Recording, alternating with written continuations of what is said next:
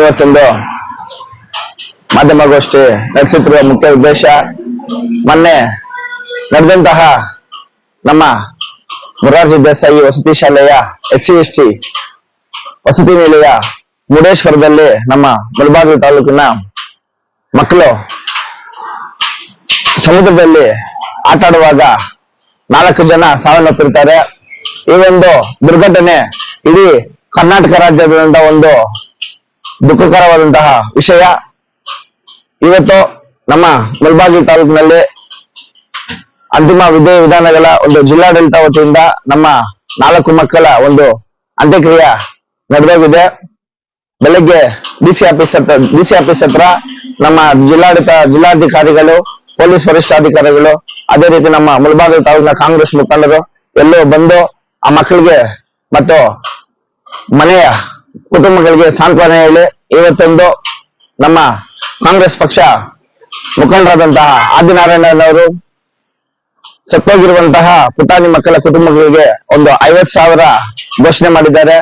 ಅದೇ ರೀತಿ ನಮ್ಮ ಕೋಲಾರ ತಾಲೂಕಿನ ಶಾಸಕರಾದಂತ ಕೊತ್ತೂರು ಮಂಜಣ್ಣ ಅವರು ಹೆಬ್ಬಿನಿ ಮತ್ತೆ ಪೂಜಾರಹಳ್ಳಿ, ಗಡ್ಡೂರು, ದೊಡ್ಡಗುಟ್ಟಲ್ಲಿ 4 ಊರುಗಳಿಗೂ ಹೋಗ್ಬಿಟ್ಟು ಆ ಮನೆಯ ಕುಟುಂಬಗಳಿಗೆ ಸಾಂತ್ವನ ಹೇಳಿ ನಾವು ಜೊತೆ ಇರ್ತೀವಿ ಅಂತ ಹೇಳುತ್ತಾ ಅವ್ರಿಗೆ ಧೈರ್ಯ ತುಂಬಿದ್ದಾರೆ. ಅದೇ ರೀತಿ ನಮ್ಮ ರಾಜ್ಯದ ಮುಖ್ಯಮಂತ್ರಿಗಳಂತಹ ಸಿದ್ದರಾಮಯ್ಯ ಸಾಹೇಬರು ಪ್ರತಿ ಕುಟುಂಬದ ಒಂದು ಮಗುಗೆ 5 ಲಕ್ಷ ಪರಿಹಾರವನ್ನು ಅವರು ಘೋಷಣೆ ಮಾಡಿದ್ದಾರೆ. ಅವ್ರಿಗೆ ನಾನು ನಮ್ಮ ಯದೇಶು ಕಡೆಯಿಂದ ಧನ್ಯವಾದ ತಿಳಿಸುತ್ತೇನೆ. ಅದೇ ರೀತಿ ಏನಿವತ್ತೊಂದು ಘಟನೆ ಇಡೀ ರಾಜ್ಯಾದ್ಯಂತಹ ಒಂದು ದುಃಖವಾಗಿದೆ. ಇದಕ್ಕೆ ಎಲ್ರೂ ಹೇಳ್ದಂಗೆ ಮೂಲ ಕಾರಣ ಆ ಶಾಲೆಯ ಮುಖ್ಯ ಶಿಕ್ಷಕರು ಹಾಗೂ ಕರ್ಕೊಂಡೋಗಿರುವಂತಹ ಟೀಚರ್ಸ್ ಮೇಲೆ ಅಂತ ಹೇಳ್ತಾ ಇದ್ದಾರೆ. ವಾಸ್ತವಾಂಶ ಎಲ್ಲರೂ ಅದೇ ಹೇಳ್ತಾ ಇದ್ದಾರೆ. ಅವ್ರ ಮೇಲೆ ಕಾನೂನು ರೀತಿಯ ಸರ್ಕಾರ ಕೈಗೊಳ್ಳುತ್ತೆ. ಮತ್ತೆ ನಾನು ಒಂದು ಮುಳಬಾಗಿಲು ತಾಲೂಕಿನ ನನ್ನ ಒಂದು ಮನವಿ ಏನಂದ್ರೆ, ಪ್ರಾಣ ಹೋದ್ರೆ ಮತ್ತೆ ಬರಲ್ಲ. ಮಕ್ಕಳನ್ನ ಕರ್ಕೊಂಡೋಗೋ ಜವಾಬ್ದಾರಿ ಅವ್ರದ್ದು. ಬಟ್ ಅಲ್ಲಿ ಅವರು ಒಂದು ನಿರ್ಲಕ್ಷ್ಯ ತೋರಿದ್ದಕ್ಕೆ ಇವತ್ತು ಮಕ್ಕಳ ಪ್ರಾಣ ಹೋಗಿದೆ.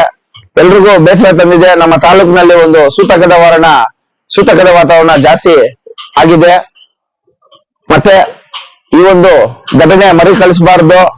ಏನೇ ಆಗ್ಲಿ, ನಮ್ಮ ಶ್ರಾವಂತಿ ಆಗಿರ್ಬೋದು, ದೀಕ್ಷಾ ಆಗಿರ್ಬೋದು, ಲಾವಣ್ಯ ಆಗಿರ್ಬೋದು, ವಂದನಾ ಆಗಿರ್ಬೋದು, ಅವರು ಆ ಲೋಕದಲ್ಲಿ ಚೆನ್ನಾಗಿರ್ಲಿ, ಆ ಭಗವಂತ ಅವ್ರ ಕುಟುಂಬಕ್ಕೆ ಶಿಪ್ಪು ಬರೆಸುವಷ್ಟು ಇದು ಕೊಡ್ಲಿ ಅಂತ ಹೇಳ್ತಾ, ನಾವು ಆ ಮಕ್ಕಳು ಆ ಫ್ಯಾಮಿಲಿ ಜೊತೆಗೆ ನಾವಿರ್ತೀವಿ.